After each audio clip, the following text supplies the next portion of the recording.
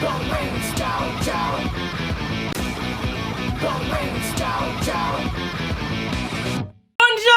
We just finished this week's episode of Jojo's Bizarre Adventure, Golden Wind. Now, normally we're the type to read the manga first, but this time we were in it for that golden experience. Subscribe and tune in every week for our reactions. This week it was episode 38 and 39, Golden Wind Requiem. It's done, guys. This was it. This was the finale. We're all wearing black in memoriam for the end of JoJo. It has been quite the journey. Let's start with the actual ending and then We'll start at the beginning of the end.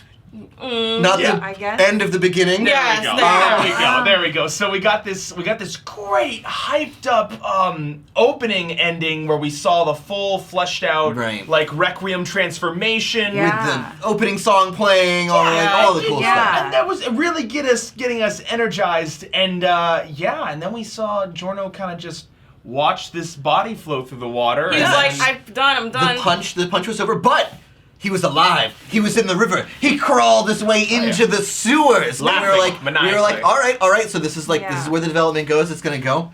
Then he's stabbed by a junkie, and then is in hell for like 4 times. I like the poeticness of that. Like it's him not noticing the stab wound. That was what got me. For me, I was like, if he had just been cornered by a junkie and then the drugs, and then it's like, oh, I did this to myself, blah blah. But him just like absorbing the situation and then seeing the blood, that was like, that's a got me. I was like, it's all over. This is it. See, I love how he immediately like looked at the drug and he was just like, shit, this is all coming back. Well, exactly. Payback. Hubris, just desserts. Which is a very Araki's thing. We've gone from launching a superhuman vampire into space, a very active way of defeating like a bad guy, to Jotaro, the sunlight killing like Dio, to the ambulance rolling over the head, to a random junkie stabbing the boss down, and like that is his technical death.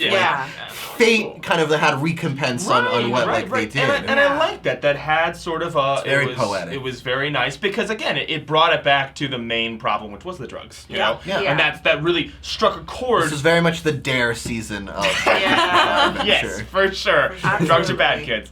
Drugs are bad. Yeah, so we get full circle of... So Golden Requiem, that's his full ability, is to be able to just like put you in an end-earning loop of hell. Which I really think it's interesting because like Golden Wind, he brings life, but then Golden Wind Requiem, he brings death. Yeah, you remember in the first encounter when he accelerated the consciousness of Bukarati, so he like kind of he was like out of his own body for a second there, and he's like, oh, I'm over brimming with energy, and I just loaded the boss up with some death energy there, I guess. You ready for this nightmare? Now I don't have any solid theories, but I'm guessing that the death with the car and the young girl that he saw, they have something to do with him. But I also like the poeticness of he'll never arrive at the conclusion of his death. Like even there is no truth for him to he doesn't deserve it, I guess. However, I guess something with that girl connects to his backstory, which we actually never heard about. No, you'll never know. We'll know no more than he will ever know. Like that's the point. Which is cool. That's a good JoJo ass cover. Let's be real. That kind of like open-ended ending a little bit. It's not bad. I don't hate it. I don't mind it at all. No, I was great with that. What I don't like. Then we just reel back in. For the next 45 minutes. Because like immediately we go back to the table and I'm just like, is this a filler episode? Yeah, like all the boys are here, so it immediately like is clear that it's a a flashback. And it's a poetic one. It's good JoJo. It is, yeah. It's just not bad. It's just not for the finale. Yeah. Like, it's almost like I heard that Naruto rewind music throughout it. Yeah. And it was like, yep, this is definitely a filler episode. Why the fuck was it here? I mean, I get that it has to do with death and changing fate and everything. But the big stupid thing about fate is like it's just like, no, we already saw it. So like you doing things to just like, that's exactly what you saw. And I'm saying that was also fated before. It's like, Rocky, that's how fate works. That's how reverse writing works. And I mean, I'm okay with that. Maybe I'm not okay with Jesus screaming it at me. Oh, no, I love it. I love Jesus. Oh my God, the thorns and everything. Thorn crown and all, I don't mind seeing Mista roughhouse a boy in an elevator for 10 minutes. That's okay. Cool. It was a cool episode. It just why was it here? It would have been a good middle of the season episode, right mid-season, right before we got the change in in the opening opening, title. that would have been a perfect spot for it. But not the finale. We waited 2 weeks for this. Exactly. Is the thing. It was the timing of it and all of that. It was just a little bleh. You made a good point about it kind of in the middle of we were watching it. You were like, so I guess this is just so Mista feels kind of bummed out when he sees... when Bruno's dead. We didn't even get that. But they never showed that conclusion of those characters accepting the death. Even though in the final scene they're wearing black. And then Mista even sees the Rock too, and like, I needed that tragic moment of Mista at least, at minimum, for that to have made sense, to be here. I mean, the idea, I guess, is it's saying that Mista changed the fate of the squad. We were so like problematic about why Bruno didn't die. That one time. Sure. So the argument, I guess, with the Rolling Stones thing is he was supposed to die then, but he didn't. Because Mista changed his fate, and instead 3 people died, but they beat the boss. Which is strange because like Mista changing his fate is because Mista had such an attachment to Bruno, right? Mm-hmm. But Fugo was also there, and Fugo definitely beat it out. For real talk though, Fugo crawling out of the car in the background. I love how Mista literally like flew like from the top of the building, hit the car, and he's walking fine. Fugo's just like, oh my god, like fuck. Well, he crashed right in there. Yeah, he was protected by fate. Yeah, I guess. Can I roll my eyes harder? The most exciting writing concept. I just feel like they could have. I don't know. But like even in the ending, like there was no resolution. Like you're saying, like they didn't get to see.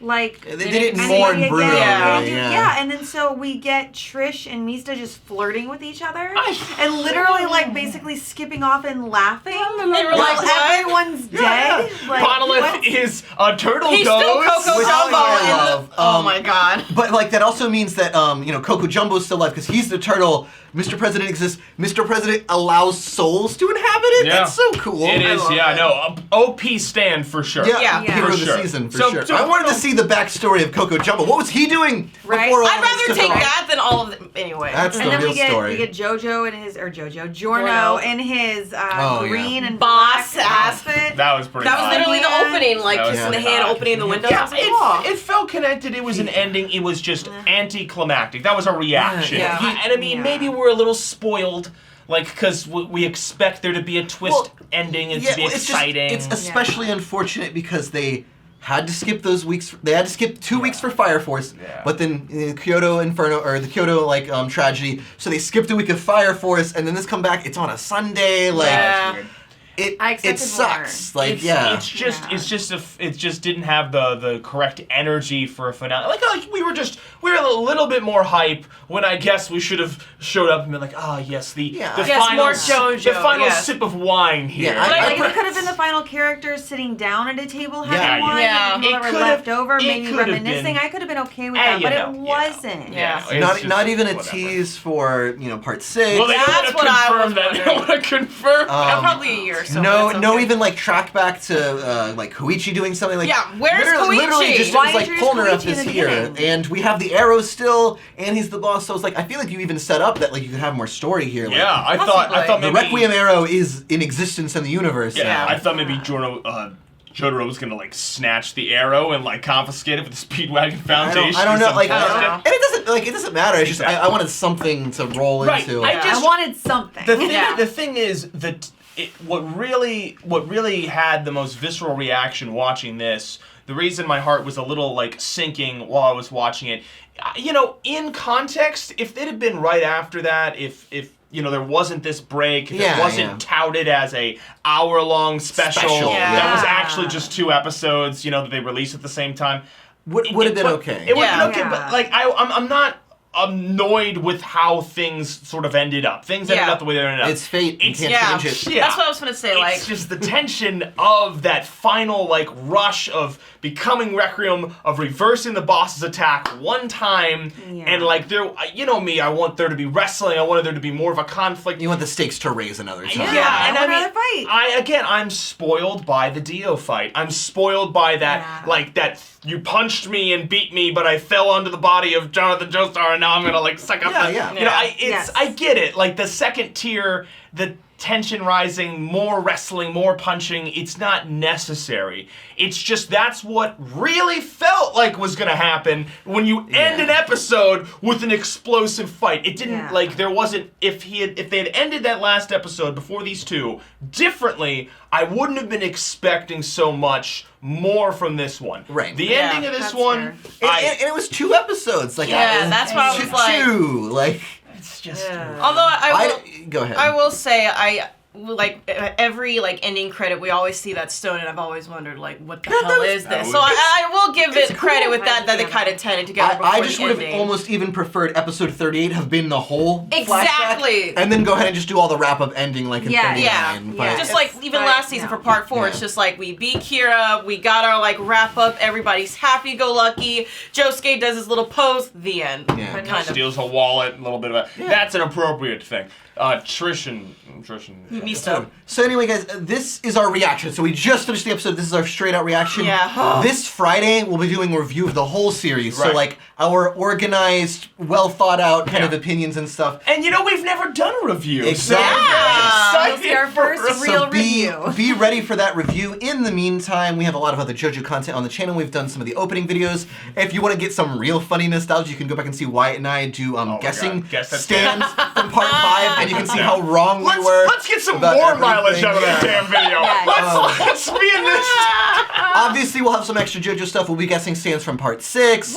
We've got the opening series to finish, kind of analyzing the JoJo opening. So we're going to stick around for those. Yeah, and coming forward, we're going to try to do a JoJo themed video on Fridays if we can. And we're looking into other anime as well. And past that, we're also reacting to Dr. Stone and Fire Force right now. Yeah. So tune in for those as well as if you guys want, and we will catch you next week.